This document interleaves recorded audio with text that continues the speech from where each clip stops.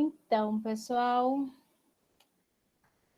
semana que vem, que seria a nossa última aula para apresentação dos trabalhos, eu suprimi a apresentação dos trabalhos, eu vou distribuir a nota nos relatórios, e daí na aula que vem a gente termina o conteúdo das aulas, a gente finaliza a disciplina falando sobre as frutas e hortaliças desidratadas.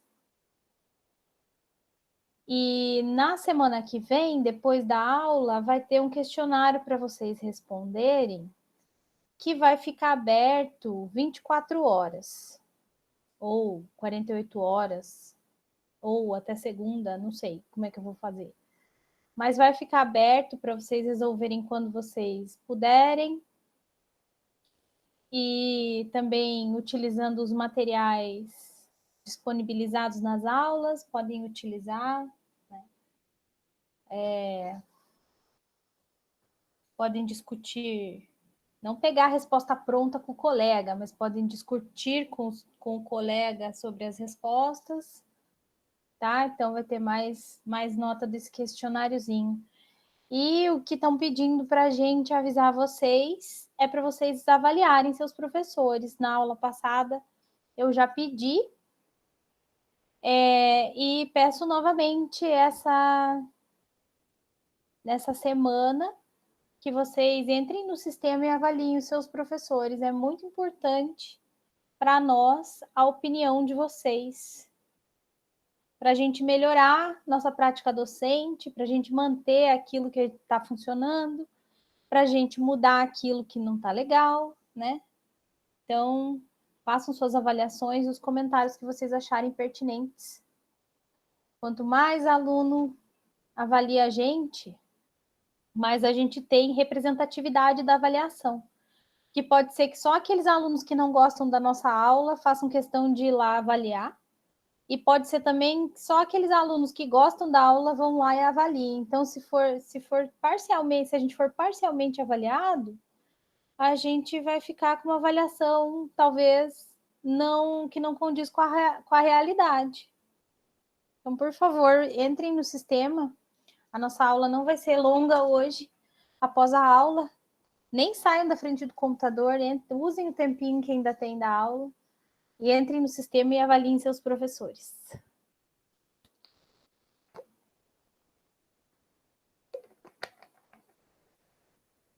Hoje a gente vai falar sobre as frutas e hortaliças em conserva.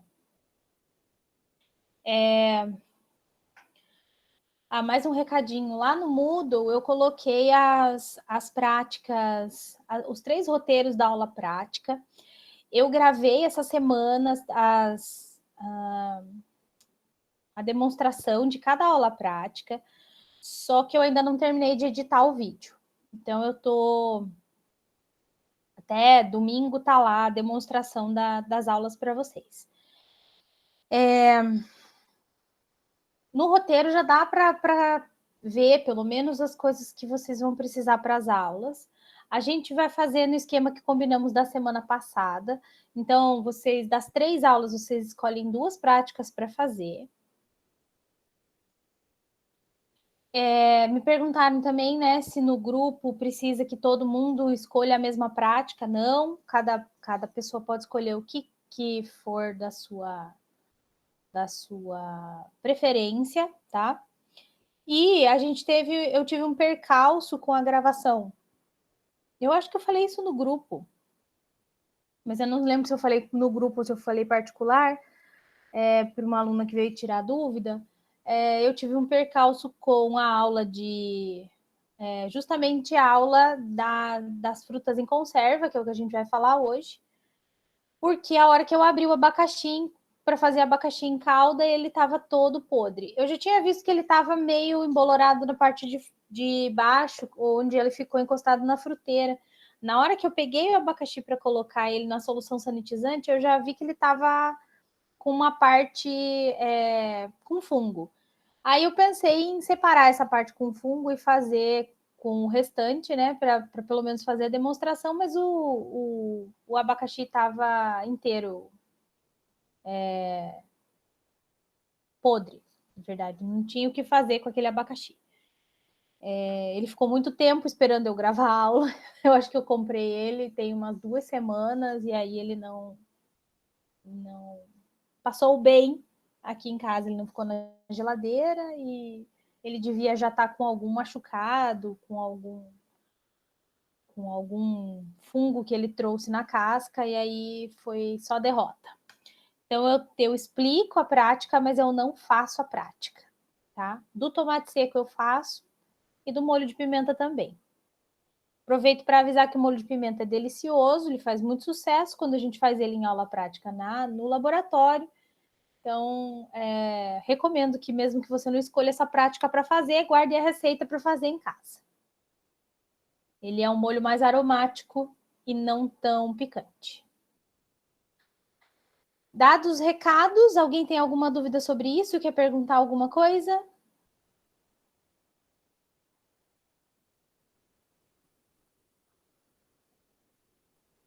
Ninguém? Beleza. Então, seguimos para falar sobre as frutas e hortaliças em conserva. Normalmente, essa nomenclatura nos remete a pepino em conserva, milho, ervilha, palmito, mas fruta, né? Essa nomenclatura a gente não usa para as frutas, né? No dia a dia a gente fala fruta em calda, mas é a mesma ideia de produção. Então a gente vai preparar um vegetal e colocar um líquido de cobertura, que pode ser tanto um líquido de cobertura, uma calda de sacarose e outros açúcares, como uma salmoura, que pode ser acidificada também, que vai ser colocada nos vegetais. Então, como que a legislação define esse tipo de produto? Quem determina a definição desses produtos é a RDC da Anvisa, de número 352, de 2002, que trata de todos os produtos vegetais industrializados. Então, essa resolução ela define fruta em conserva como produto preparado com frutas frescas, congeladas ou previamente conservadas, inteiras ou em pedaços ou em forma de polpa, envasadas praticamente cruas ou pré-cozidas, imersas ou não em líquido de cobertura adequado, podendo conter opcionalmente outros ingredientes comestíveis e submetida a adequado tratamento antes ou depois de fechadas hermeticamente nos recipientes, a fim de assegurar a sua conservação. A hortaliça em conserva, ela é o produto preparado com tubérculos, raízes, rizomas, bulbos, talos, brotos, folhas, inflorescências, pecíolos, frutos, sementes ou cogumelos, cujas partes comestíveis são envasadas praticamente cruas, reidratadas ou pré-cozidas, imersas ou não em líquido de cobertura adequado, submetidas a processamento tecnológico adequado antes ou depois de fechadas hermeticamente nos recipientes, a fim de assegurar a sua conservação. Tá? Então, frutas em conserva é a fruta que vai ser envasada em pedaço, ou inteira, ou em polpa, com líquido de cobertura ou não, que vai passar por procedimento tecnológico adequado para garantir a sua conservação. As hortaliças em conserva são todos os tipos de hortaliças, né? Tubérculos, raízes, bulbos, talos, brotos, enfim, que vão passar pelo mesmo processo tecnológico adequado, que na verdade cada vegetal vai ter o seu processo, né? O processo tecnológico adequado, ele se refere àquilo que é adequado para aquele tipo de matéria-prima. E aí, que garanta a conservação deste tipo de alimento. Aí a RDC também, ela define fruta e hortaliça em conserva de baixa acidez, que são aquelas que o pH é maior que 4,5, a atividade de água é maior do que o 0,85. E o tratamento térmico que é aplicado para esse tipo de produto é a esterilização. Mais para frente a gente vai falar melhor sobre o tratamento térmico. Também ela define a fruta ou hortaliça em conserva acidificada artificialmente. Então, naturalmente, o pH dessa conserva seria maior do que 4,5. Mas eu adiciono ácido orgânico, normalmente ácido cítrico, ácido málico, ácido tartárico, ácido, ácido acético não, ácido acético também, é o vinagre, né? Mas tem o ácido lático. Não estava lembrando do tipo do ácido. Também pode ser adicionado ácido lático, tudo com o intuito para baixar o pH para menor do que 4,5. E aí, quando eu baixo o pH para menos de 4,5, eu faço um tratamento térmico de pasteurização. Então, eu reduzo a gravidade ou a severidade do meu tratamento térmico, porque o pH ele se torna uma barreira para os micro-organismos. Também, a hortaliça acidificada por fermentação, ocorre a fermentação lática e o pH vai ser menor do que 4 maior. Olha, eu escrevi errado, gente. Eu vou até corrigir isso já. Tá errado aqui. Opa, peraí que eu não...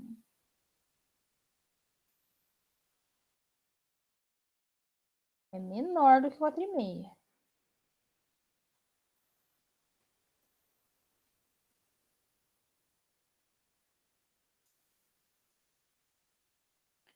Pronto.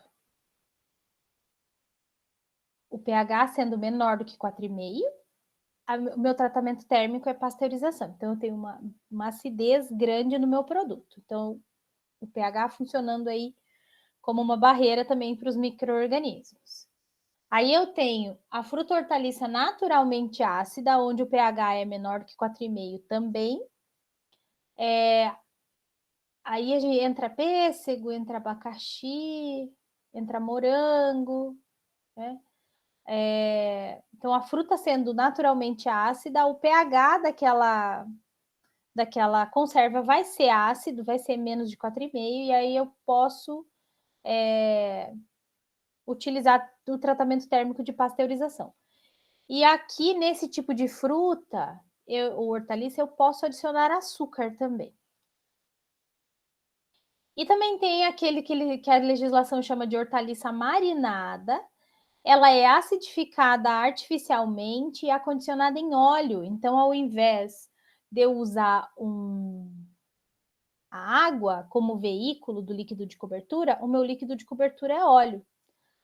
E também passa por pasteurização, porque ela é acidificada, né? Lembrando sempre que quando eu tenho a acidez expressiva no produto, eu não preciso de um tratamento térmico tão severo como esterilização. Aqui, só para mostrar para vocês as definições, então, é mais uma classificação da legislação, como conserva simples, conserva mista e conserva que é seleta. A simples eu tenho apenas um tipo de produto, então aqui a gente tem um exemplo, o abacaxi em calda, que poderia ser um pêssego em calda, poderia ser um milho, poderia ser uma ervilha, poderia ser um palmito, poderia ser uma azeitona, um pepino, ovo de codorna. Codorna não, né, gente? Ovo de codorna. Ovo de codorna não é produto vegetal. Eu tô olhando para a prateleira do mercado, tô lembrando do que tem lá na parte de conserva. Mas ela é uma conserva, o ovo de codorna, mas não é uma conserva que cabe dentro dessa resolução, né? Que só fala dos produtos de origem vegetal.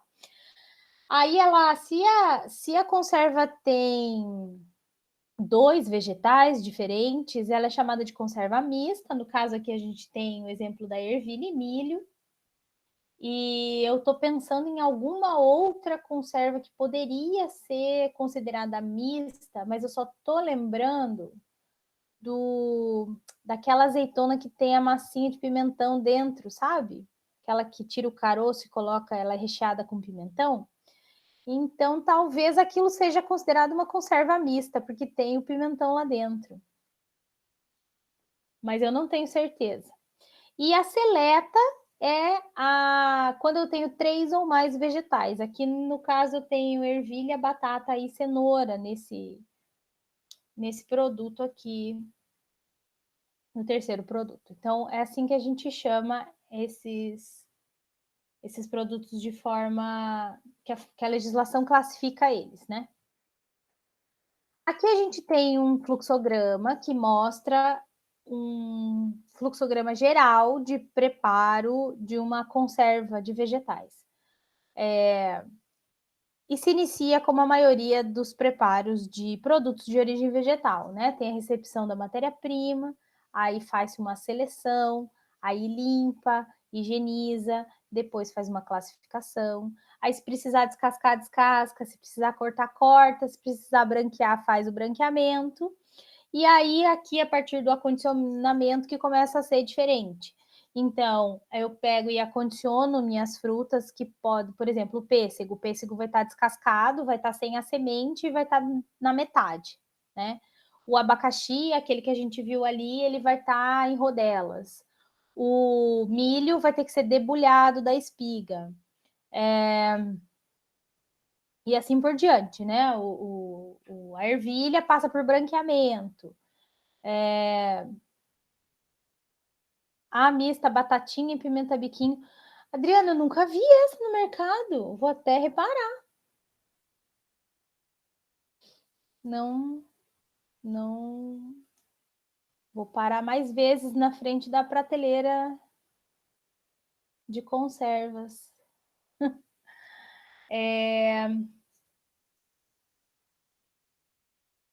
Já comeu também ou só já viu?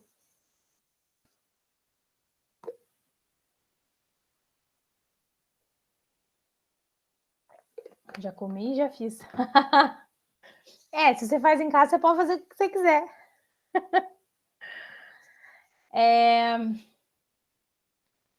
Aí, nessa parte do acondicionamento, a gente acondiciona os vegetais dentro do vidro ou da lata e a gente depois adiciona o líquido de cobertura. E a gente vai falar um pouquinho melhor sobre essas etapas mais para frente.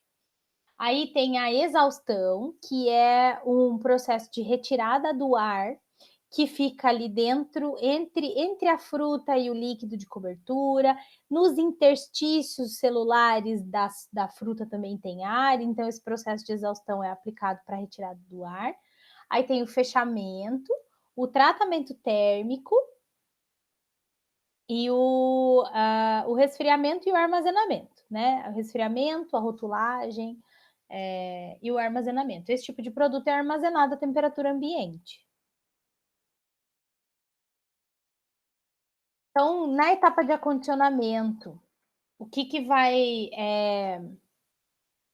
impactar? Primeiro, a quantidade de vegetal, né? É preciso padronizar, pesar, deixar o peso líquido de vegetal ali dentro padronizado, não só por conta de cumprir uma legislação que é a de que se o teu rótulo diz que você tem 500 gramas de palmito ali dentro do teu vidro, sem o líquido de cobertura, né, que é o peso líquido, se você tiver 500 gramas de palmito, comprou um vidro de 500 gramas de palmito, você tem que ter 500 gramas de palmito, você não pode ter menos, né? Mas muito importante que esses vegetais estejam em quantidade igual para que o tratamento térmico funcione para todos da mesma maneira, para que não haja um tratamento subdimensionado para alguns e superdimensionado para outros vegetais, para outras embalagens, né? Então é importante que aquele calor ele atinja o centro da embalagem para garantir que a totalidade do alimento que está ali dentro vai receber a mesma quantidade de calor e que vai garantir a segurança microbiológica, porque a gente aplica tratamento térmico, neste caso, não é para cozimento, é para se a gente precisa fazer cozimento, a gente faz antes do tratamento térmico, né? Então, é para diminuir a carga microbiana ou para eliminar os micro-organismos patogênicos, pelo menos. Então, é importante padronizar a quantidade de vegetais. Depois, a adição do líquido de cobertura, ela também é uma etapa crucial no acondicionamento. Ele serve para dar sabor, para preencher os interstícios entre das células ali do vegetal, ou entre um pedaço e outro do vegetal, e eliminar o ar e facilitar a transferência de calor, porque quando a gente tem ar envolvendo o nosso alimento, a gente sabe que o ar ele é isolante térmico, enquanto que a água é uma excelente fonte de transferência de calor, porque ela é... Ai, gente, o que é? Hoje eu tô com a cabeça que não tá funcionando, tô lembrando das palavras. Qual que é o contrário de isolante? Condutor. A água é condutor, é um fluido condutor de calor. Então, ela facilita a transferência de calor. Quando eu faço a pasteurização do meu pêssego em calda, por exemplo, quando ele já está lá dentro da lata, a lata fechada, ali, se eu não tivesse o líquido de cobertura em volta do pêssego, o calor que eu ia ter que ficar muito mais tempo aplicando calor ali para que chegasse o calor no pêssego do que quando eu tenho a água, a calda, né, que tem maior quantidade de água do que qualquer coisa, do que o líquido que está envolvendo ali. Então, esse líquido facilita essa transferência de calor. Normalmente ele é adicionado a temperatura de mais ou menos 75 graus Celsius. Para quê? Porque ele vai evitar a deformação da lata. Se essa temperatura fosse muito mais alta, poderia ter deformação da lata. E ele reduz também, e por ser uma temperatura razoável, não tão alta, ele reduz o tempo do tratamento térmico. Se eu coloco uma calda fria na minha lata, eu vou, na minha lata ou no meu vidro, né? Eu vou ter, vai demorar mais tempo para aquecer aquele fluido, para depois começar a contar a pasteurização. Então, se eu já coloco ele quente, para mim 75 graus Celsius é quente, né? 45 a mão da gente já queima, então 75 graus Celsius está excelente. Já diminui o tempo de aquecimento para chegar na temperatura de pasteurização, que, em média, é 85 graus Celsius. Vai depender do tipo de produto, tá, gente? Mas é uma média, 85 graus Celsius. Aí tem aquele esquema de deixar 10% do volume da lata livre, que além de formar o vácuo, que eu já expliquei para vocês, acho que em 2 aulas aqui, ele vai absorver a dilatação do produto também no aquecimento. Então, o produto pode expandir um pouco, porque foi aquecido, e aí ele vai absorver essa dilatação, vai ter espaço para ele dilatar. E aí, quando adicionado ácido, deve garantir o pH do produto final dentro da legislação. Porque o que acontece quando a gente adiciona uma solução com ácido em cima de uma fruta que tem um pH diferente? Lembrando da aula passada, a gente tem a troca de substâncias quando a gente tem um meio que não está em equilíbrio. Então, se eu tenho um pH diferente na minha fruta e um pH mais alto na fruta e um mais baixo na calda, o ácido que está na calda ele vai migrar para a fruta para tentar equilibrar esse pH. Na verdade, ele vai chegar num tempo que ele fique ali em contato com a fruta, ele vai chegar num pH que ele vai estabilizar e vai ficar ali. Vai ser um pH no meio, não é no meio, bem no meio, mas vai ser um pH que vai ficar entre os valores do pH da fruta e o valor do pH da calda. Então, a quantidade de ácido deve ser dimensionada, pensando que parte desse ácido vai migrar para a fruta e ele vai aumentar o pH ali no esquema. Então, se eu quero um pH menor do que 4,5, eu tenho que verificar quanto que tem que ter a minha solução ali, a minha calda, tenho que ver se ela vai ficar, se eu preparar uma calda com um pH 4,3, se ela vai ser suficiente para manter o pH menor do que 4,5, ou se eu vou ter que preparar uma calda mais ácida para que quando ela entrar em equilíbrio com a fruta, eu vou ter aí o pH desejado. Porque o que vai importar é o pH final, tá?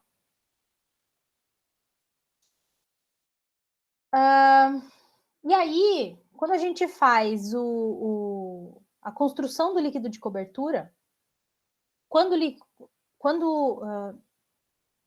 gente vai fazer a preparação do líquido de cobertura, e essa cobertura é uma calda, que seria uma calda doce, né? A gente normalmente fala calda para aquilo que é com açúcar.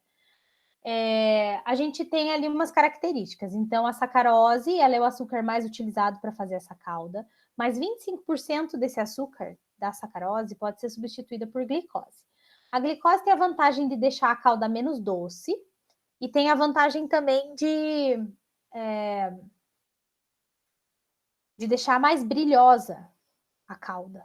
Ela confere brilho para as coisas. Gente, tem um mosquitinho aqui que tá danado. E o cálculo que a gente faz para determinar a concentração da calda, a gente tem que levar em consideração os sólidos solúveis da calda, os sólidos solúveis que eu quero no final e a concentração de sólidos na calda e nas frutas. Porque é aquilo que eu falei, é um sistema que vai entrar em equilíbrio. Então, a concentração da calda, quando ela entra em contato com a fruta, ela vai reduzir um pouco e a concentração da fruta vai aumentar. Então, ela vai acabar que vai ficar com uma quantidade de sólidos solúveis intermediária ali. Então, a gente utiliza essa equaçãozinha bem simples aqui que leva em consideração. Ai, gente, esse mosquito. Que leva em consideração. Então, aqui eu tenho a concentração da calda que vai ser preparada. Então, o quanto que eu tenho o quanto de graus Brix, né? O quanto de sólidos solúveis eu tenho que ter nessa calda aqui, o quanto de concentração de açúcar eu tenho que ter nessa calda. Levando em consideração o peso líquido de enchimento, que seria o quanto de calda mais o quanto de fruta em gramas. Então, o que está dentro da minha lata, calda e fruta. O Brix de equilíbrio é BE, porque é a quantidade de concentração desejada de açúcar de equilíbrio. Então, digamos que eu quero que a minha calda fique com 22 graus Brix. Eu tenho calda mais fruta aqui pesando 600 gramas. Quero que a minha calda tenha 22 graus Brix. Aí eu vou determinar o peso só da fruta, que é 400 gramas da minha embalagem é fruta, 600 gramas, 200 gramas é calda, digamos assim. E aqui a quantidade de sólidos solúveis da fruta, que eu vou lá no refratômetro e meço a fruta que eu tô trabalhando. E aqui é o peso da calda a ser adicionada. Então, eu vou colocar 200 gramas de calda. Então, essa relação entre o peso total e o Brix de equilíbrio, menos o peso da fruta vezes o Brix da fruta, dividido pelo peso da calda, vai me dar a concentração da calda que eu tenho que preparar para que no final eu tenha o Brix de equilíbrio que eu desejo, tá? Então, essa equação é uma equaçãozinha simples, é fácil da gente medir quando a gente está em laboratório, né? Ter o refratômetro, a gente está com a fruta na mão, sabe quanto que vai colocar de peso na embalagem, porque isso é padronizado, né, no laboratório. Se eu tenho uma indústria, eu já sei o quanto que eu vou vender de pêssego dentro de cada lata, e aí eu consigo calcular a calda. Já quando o líquido de cobertura é a salmoura, aí eu tenho uma concentração de 2 a 3% de sal. E eu posso adicionar açúcar também. É comum adicionar temperos, especiarias e também alguns ácidos, dependendo do vegetal, né? No caso do pepino, o pepino não é um vegetal ácido, então a gente comercializa ele com acidificação artificial. Mesma coisa com o palmito. E controlar a quantidade de sal para evitar o escurecimento e a precipitação. Alguns sais de cálcio provocam precipitação e o sal metal pode complexar com ferro e formar complexos de escurecimento. Então, cuidar, né, controlar essa quantidade de sal. E para determinar a concentração do ácido, é preciso construir uma curva de acidificação com ácido escolhido. É um pouco mais complicado do que a questão da determinação da concentração do açúcar na calda, porque o pH ele não tem um aumento linear, por exemplo, se eu aumento 1 grama de ácido, quanto que aumenta do pH, né? Eu preciso construir uma curva, essa curva vai me dar uma equação, e dentro dessa equação eu vou determinar o quanto de ácido que eu tenho que usar.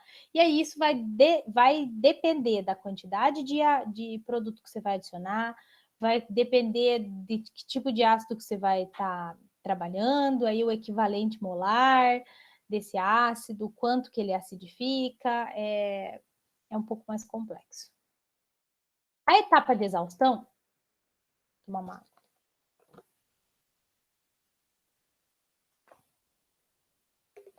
A etapa de exaustão é uma etapa nova que apareceu aqui na disciplina. A gente não falou dela ainda.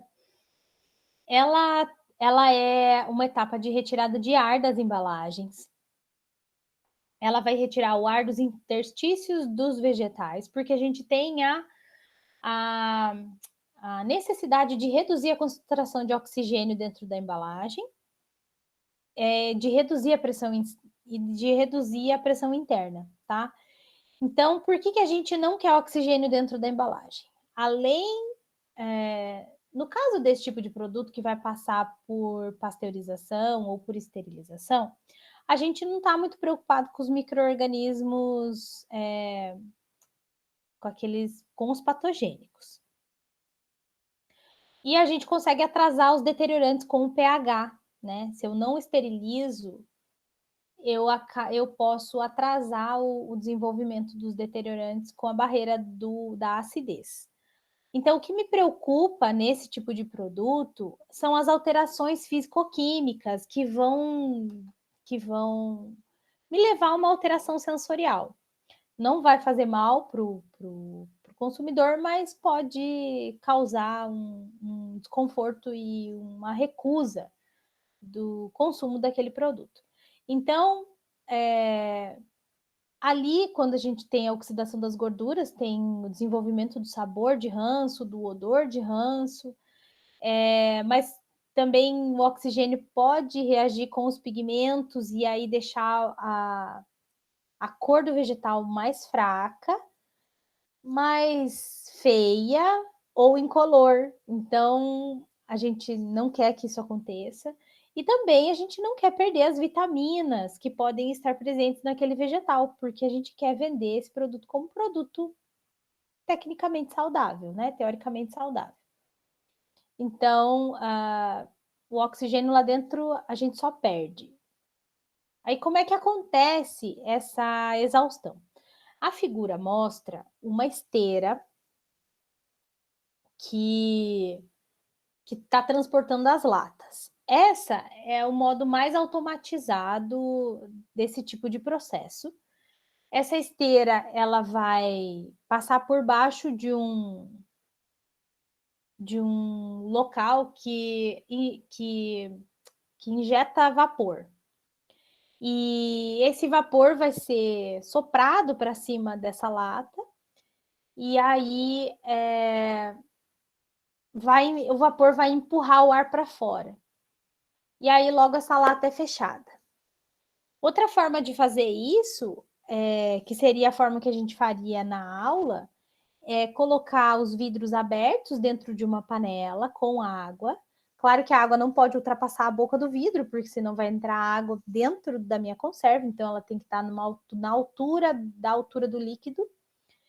E aí você deixa ferver ali por 10 minutos a temperatura e a movimentação da cauda em volta, ou da cauda ou da salmoura em volta dos vegetais, fazem com que aquele ar suba, tá? Saia do meio ali dos interstícios, suba e evapore, e aí a gente fecha o vidro e aí a gente forma aquele vácuo que eu já expliquei.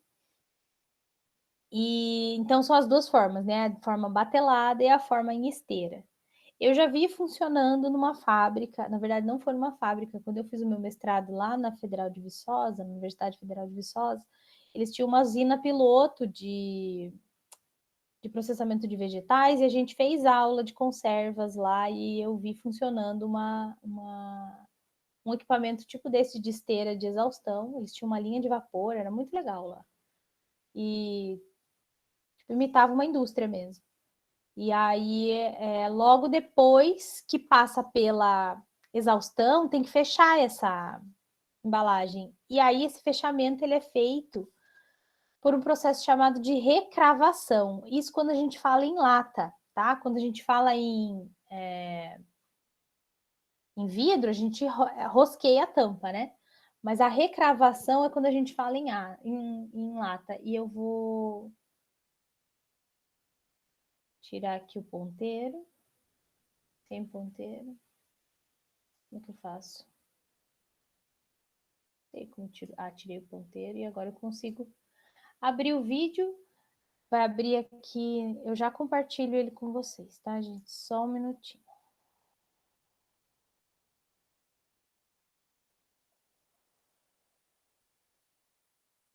Deixa eu pausar ele aqui.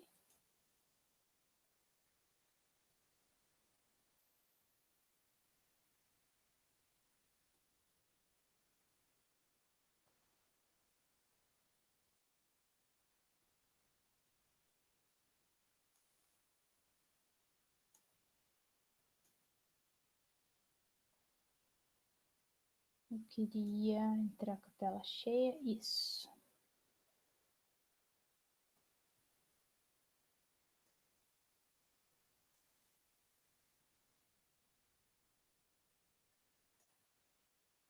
Espera aí, gente, que eu botei sem som.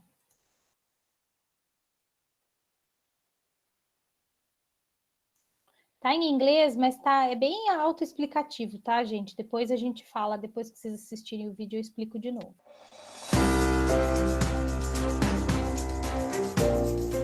Most cans have two can seams, one at the top and one at the bottom. They don't look that impressive on the outside, so let's cut this can in half and zoom in to see a cross-section. As you can see, the can seam is made from two interlocking pieces of metal. The can body is shown in blue, and the can cover is shown in red. Now let's see how a can seam is formed. The pieces start out looking like this. At the end of the cover is a section called the cover curl. The end of the body flares out and is called the flange. The first operation seaming roll, or first roller for short, guides the cover curl in between the body and the flange. Then the second operation seaming roll, or second roller, flattens the seam. The finished seam is airtight and strong. And that is how a can seam is formed.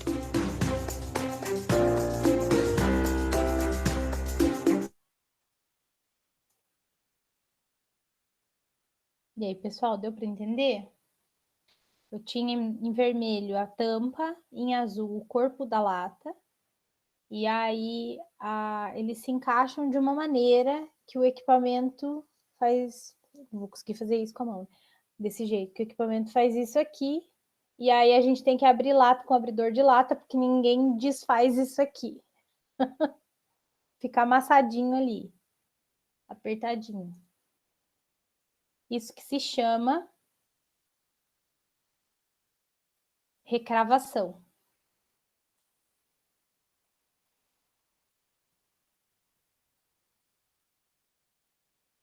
Vocês já tinham visto isso?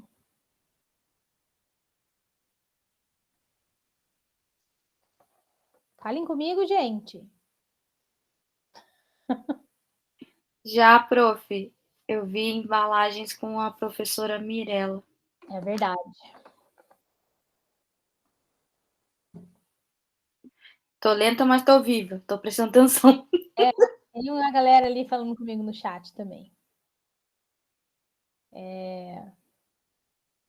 Deixa a professora mais feliz, gente, quando vocês falam com a gente. Seguimos aqui, então. Aí, falando do tratamento térmico, é o seguinte. Quando eu tenho pH maior do que 4,5, desculpa, menor do que 4,5, menor, né? Menor do que 4,5. Eu posso utilizar temperaturas de 85 graus Celsius, de aproximadamente 85 graus Celsius. Essa temperatura vai depender do tempo, né, gente? É sempre um binômio tempo-temperatura, do tamanho da embalagem, do produto, de como que essa transferência de calor acontece. Isso tudo é calculado lá quando a gente... O pessoal da engenharia estuda operações unitárias, acho que operações unitárias 2, que fala da pasteurização. E o pessoal da tecnologia não entra nessa parte de cálculo de tempo e temperatura, faz só a aplicação, né? Então, aqui a gente tem esses tipos de produto, que são produtos ácidos naturalmente. Então, pêssego, tomate, abacaxi. O pepino, esse pepino aqui é o pepino fermentado, tá? Não é o pepino em conserva. O que a gente compra de vidro no supermercado, ele é acidificado artificialmente, ele não foi fermentado. O pepino fermentado a gente compra ele não é um produto que a gente encontra no mercado facilmente, e ele é um produto mais feito de forma caseira. Eu conheço alguns estabelecimentos que vendem de forma caseira, aí você chega no estabelecimento, tá uma bacia, aquele pepino mergulhado naquele líquido, naquela salmoura, e tem uma cobertura meio esbranquiçada, assim, em cima da salmoura. Então, é um negócio... ele é fermentado, é outro processo. Ele até nem entra nessa disciplina, né? Os vegetais fermentados, eles não entram nessa disciplina porque ele é dado na disciplina de fermentações. Mas na tecnologia de alimentos, que é como está sendo ofertada essa disciplina agora, ele até agora eu pensei que ele caberia de falar aqui. A gente nunca fala, eu nunca falo dos fermentados na aula de tecnologia de frutas e hortaliças. Existe uma gama enorme, né, de coisas que a gente pode fazer com fermentação, mas assim, já que eu comecei a falar, deixa eu fazer um gancho aqui. Dos produtos mais conhecidos que a gente tem no mercado para comprar, que são fermentados, é a azeitona e o chucrute. O chucrute, ele é um repolho fermentado que é muito comum em alimentação alemã, ele é do cardápio alemão. Mas aqui no sul do Brasil a gente encontra nos mercados para comprar em latinha, em vidro e em latinha. A Emer faz. A Emer é uma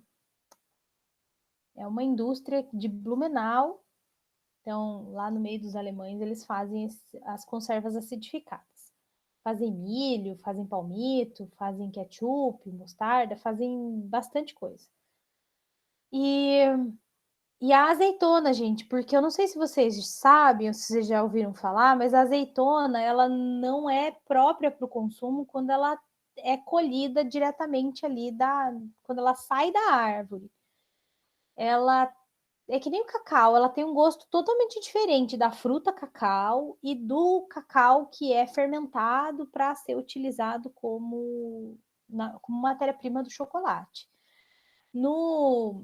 Na azeitona, se você morder uma azeitona que você tirou da oliveira, tá ali na oliveira, pegou a azeitona e mordeu, você vai sentir um negócio que vai amarrar a sua boca, que é uma sensação 10 vezes pior do que quando você morde uma banana verde ou um caqui não maduro, que amarra a boca, ela tem muito tanino.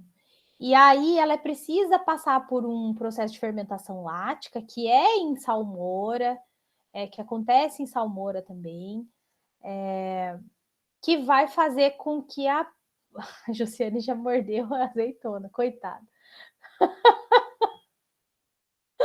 Né? Porque a gente acha que é tipo uma fruta, mas não é. E aí ela tem que passar por esse processo de fermentação para o amolecimento da polpa, para que fique do jeito que a gente gosta de comer, suculenta, e sem a sensação de amarrar a boca. Então, o processo de fermentação de vegetais faz isso. O chucrute também muda a cor a fermentação do repolho muda a cor do repolho, da mesma forma que muda a cor da azeitona. Muda a cor do repolho, muda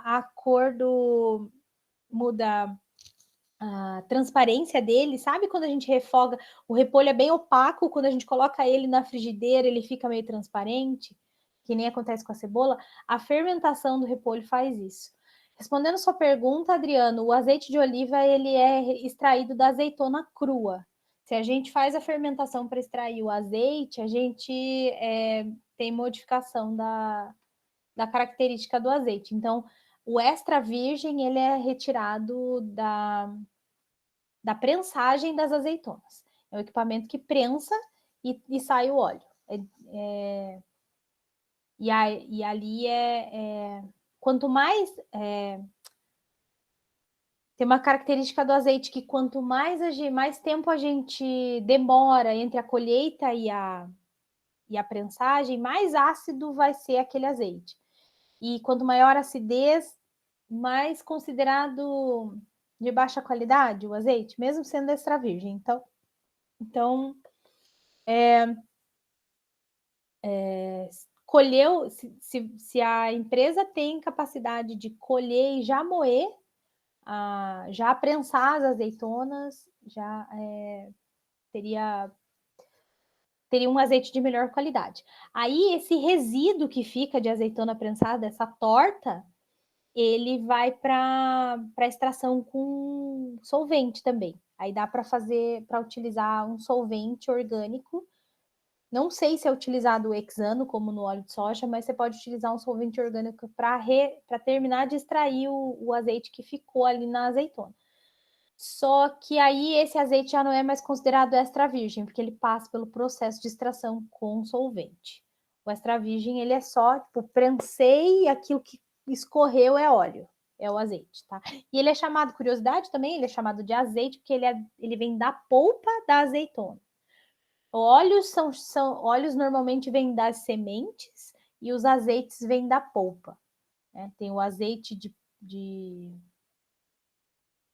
dendê, que vem da polpa da palma, e o óleo de palma, que vem da semente.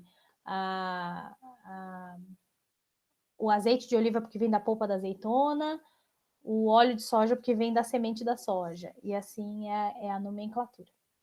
Agora, terminando de falar, encerrando o processo de falar dos produtos fermentados, vamos voltar para os produtos em conserva.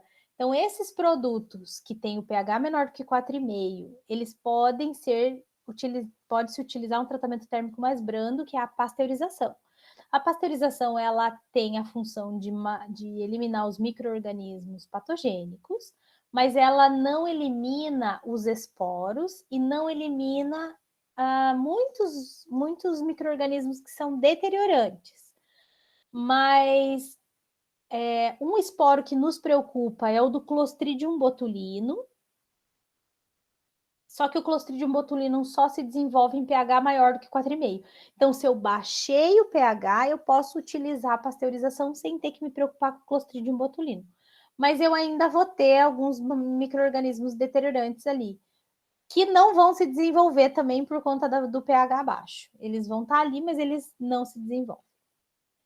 E quando eu tenho um pH maior do que 4,5, eu utilizo o processo de esterilização justamente por conta do esporo do Clostridium botulino. Ele é o que mais nos preocupa em produtos de conserva, porque vocês viram que a gente tirou oxigênio de dentro da embalagem, né? E ele é um micro-organismo anaeróbico. E o esporo dele não mata se a gente não utilizar temperaturas de autoclave, que seria aí de 115,5 a 121 graus Celsius. Então, o processo de esterilização de vegetais, que o pH é maior do que 4,5, é o processo de autoclave mesmo. É o mesmo processo que a gente usa para fazer a esterilização dos materiais de microbiologia no laboratório de microbiologia, a gente utiliza para fazer a esterilização dos vegetais. Neste caso aqui, temos o exemplo como o milho e a ervilha, que não são vegetais que são acidificados naturalmente, nem artificialmente. Agora, tem alguns vegetais que são mais delicados e que eles não aguentam essa temperatura muito alta, que é o caso, por exemplo, do palmito. O palmito, ele é uma conserva que ela é acidificada, mas não a ponto do pH dela ficar menor do que 4,5. Então, o palmito, ele passa por um tratamento térmico de pasteurização por conta da delicadeza da sua constituição. E não porque porque ele não conseguiria sobreviver ao processo de esterilização. Tá? E aí, muito preocupante o desenvolvimento de Clostridium botulinum no palmito. E aí é importante também, por isso que se recomenda ferver o palmito quando chegar em casa, porque a toxina botulínica, que é a que faz mal para nós, ela é termosensível. Então, mesmo que o Clostridium botulinum o esporo tenha germinado, tenha produzido a toxina ali dentro do teu alimento, e se multiplicado, a quantidade dele não interessa. O que interessa é a quantidade de toxina. E aí, a toxina é termosensível, basta fazer uma pasteurização caseira do vidro do palmito. Hoje, a gente já tem nas grandes indústrias, né? Isso é preocupante quando a gente compra palmito na beira de estrada da praia, sabe? Que tem as banquinhas que vendem. Aí a gente não sabe em quais condições que aquele palmito foi produzido. Então, ali vale a pena dar uma fervida no vidro antes de abrir, antes de consumir. Mas em grandes indústrias, que tem todo o processo de controle de qualidade desenvolvido, que fazem análises periódicas, que controlam a temperatura, que fazem todo um controle de qualidade, tem programa de qualidade, né, implantado, BPF, PPCC. Essas indústrias aí a gente pode consumir sem medo. E aí eu trouxe para vocês aqui, especificamente o fluxograma da produção do palmito, porque eu tenho algumas fotos de produção de palmito que eu acho que são interessantes de mostrar para vocês. Então, primeiro, o palmito ele vai ser recepcionado na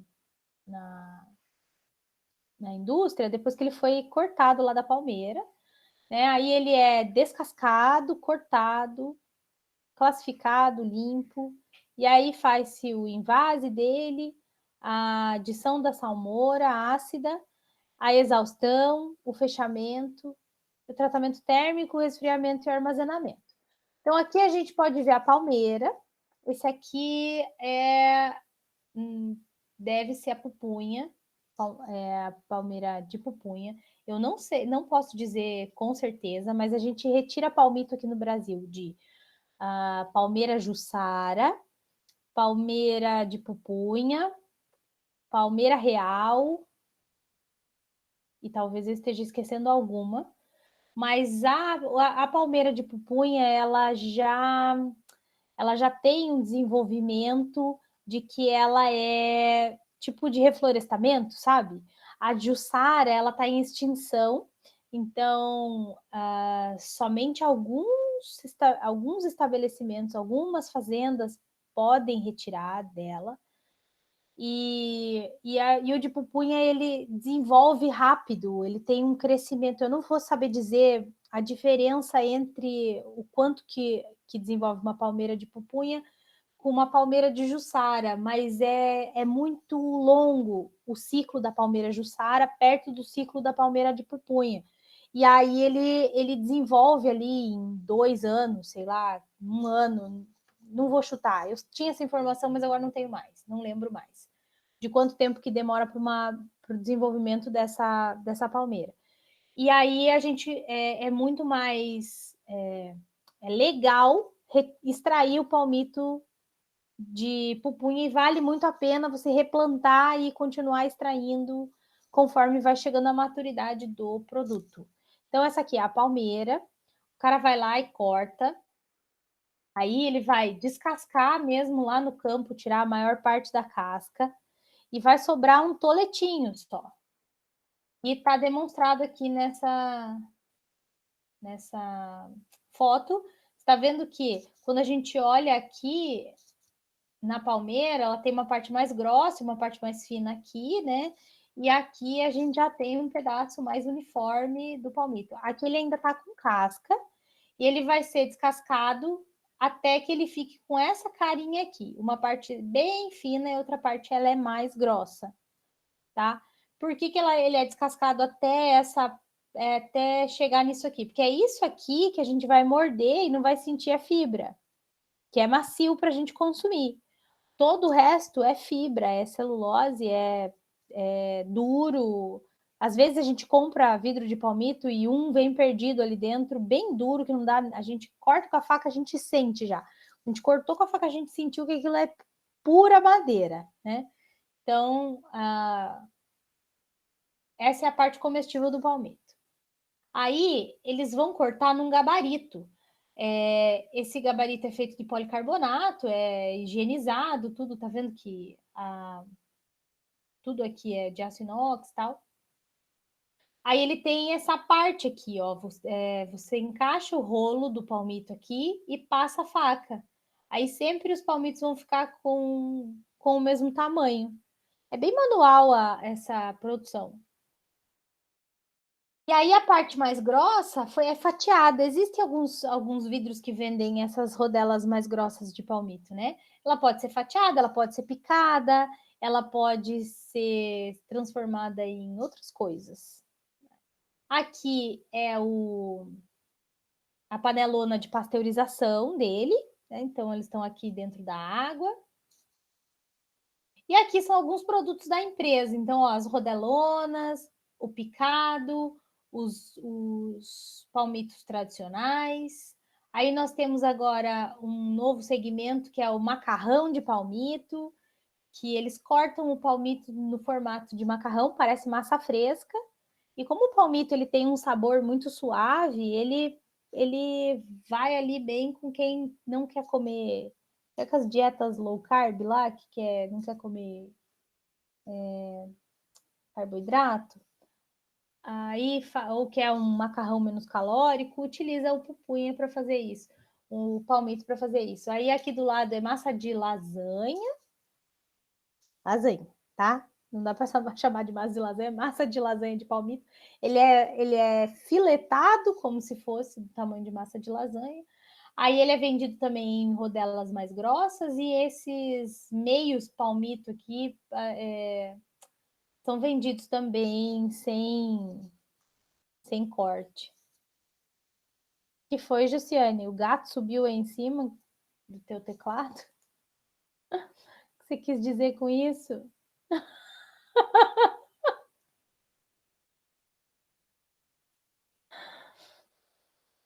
O bichinho passou aí por cima.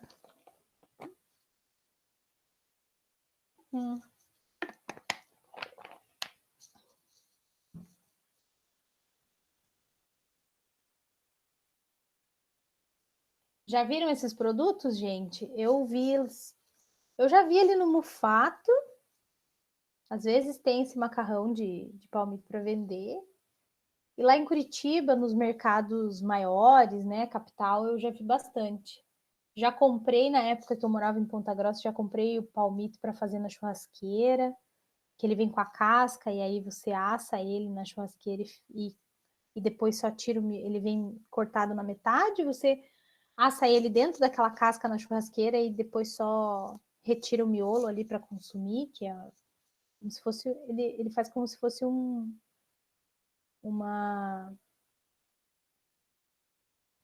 cama, né? Uma panelinha ali para o palmito.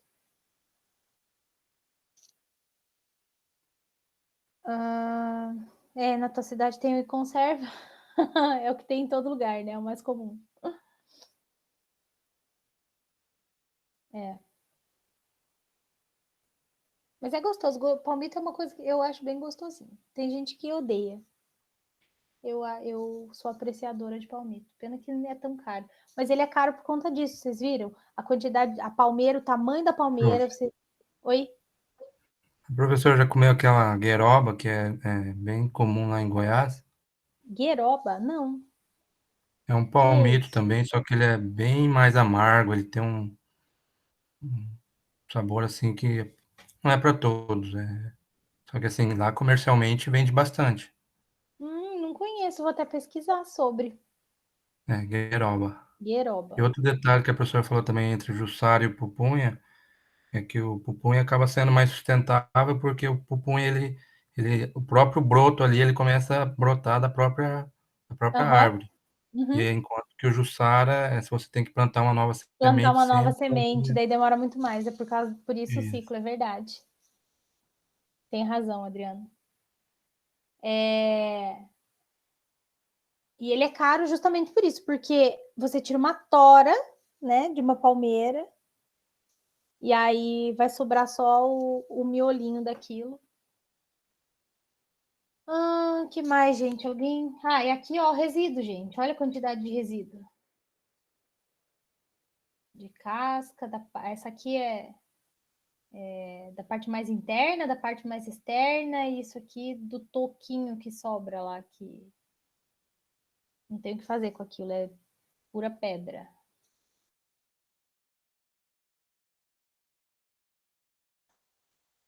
Alguém tem alguma dúvida?